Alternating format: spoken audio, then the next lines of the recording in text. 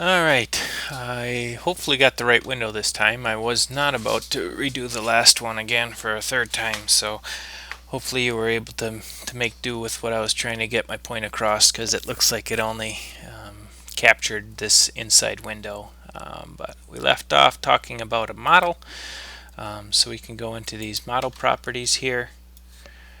And the models, again, are located over in the Model tab. And this particular model, we named it 16-20 underscore AWG.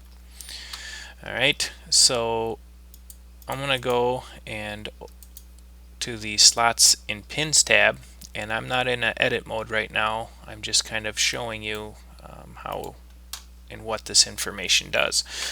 So what a model allows you to do is you can define information about the electrical characteristics and some of the mechanical characteristics that are applied to a particular connection point. And we use a very stripped down version of what the model can do for us by just applying a few parameters to each cavity, or I should say the cavity of a connector terminal. There are a few exceptions where we do have to have multiple pins as one model that go onto it, but for simplicity's sake we're just going to stick with crimp terminals right now. They only have the one cavity that goes into it. Like I said, one of the exceptions would be a butt splice where you got wires coming in each side, so you actually do have two physical crimping sizes and stuff. But for this sake of explaining, we're going to work on just this one where it's got just the one insertion point. So for this particular model, we only have one terminal. That's what this little guy is going to represent. So if you go to the slots and pins and click on that, this information on here is what we typically fill out. So the maximum wire count, if it's going into a sealed connector where the connector itself has a seal attached where it seals around the wire and the cavity is sealed, we only want to allow one wire in there.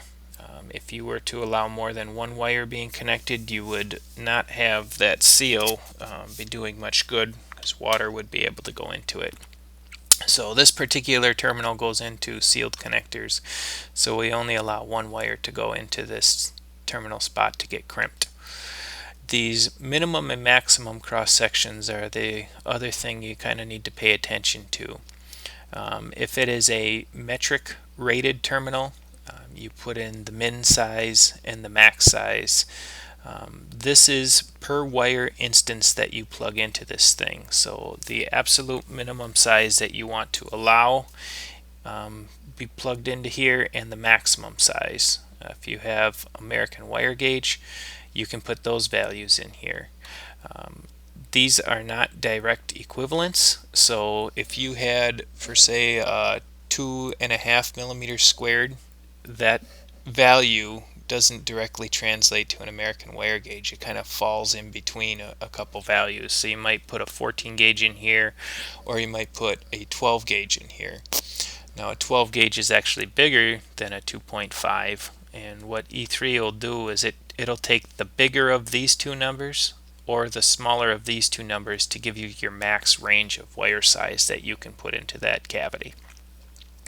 The other important thing to put down here under the total maximum, specifically when you have more than one wire, this is kind of the total equivalent cross-sectional area that you can stick in here. So for some terminals where you can put two wires in to do like a jump, or build up on two smaller gauges to stick in here, it will make sure that you cannot exceed a certain amount where it physically wouldn't fit. So those are kind of the parameters you got to do. If you need to create a specific model for your specific terminal instance, you can do that. You cancel out of here. If you go to the model tab on here, you can see there's a whole slew of them that are in here. So you could go into here and just say new.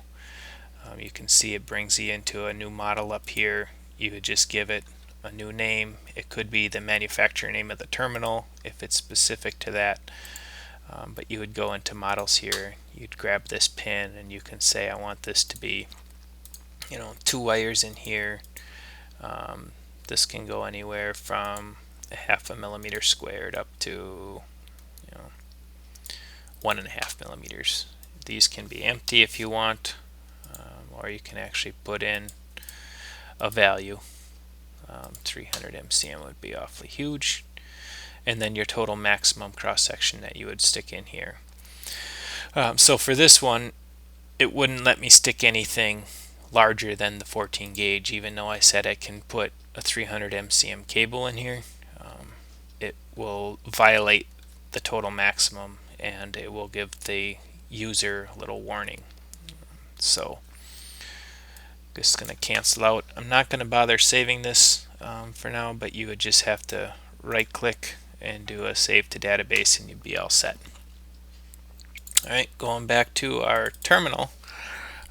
If we were to take this terminal and say it wasn't on here yet, or you wanted to change it, I just clicked on it and hit the delete button on my keyboard. But you could go into the model that you had just created and just drag it on. If you only have one pin in your model and only have one pin on your connector, that's all you need to do. If you got anything other than that, it gets a little bit more complicated. But then you just have to go ahead and, after you have your model on there, right click and save to database, and you're all set. Again, I would go into your tree. I'm not going to save any of this stuff I was editing. You can highlight the stuff and hit the delete key on your keyboard, or you can right click and hit delete up here. But that is a very fast tutorial on creating parts. I will try and get some more videos up here soon on many different flavors of types of parts, as well as getting some more information around the actual E3 cable and how we would use these parts in a project. So until then.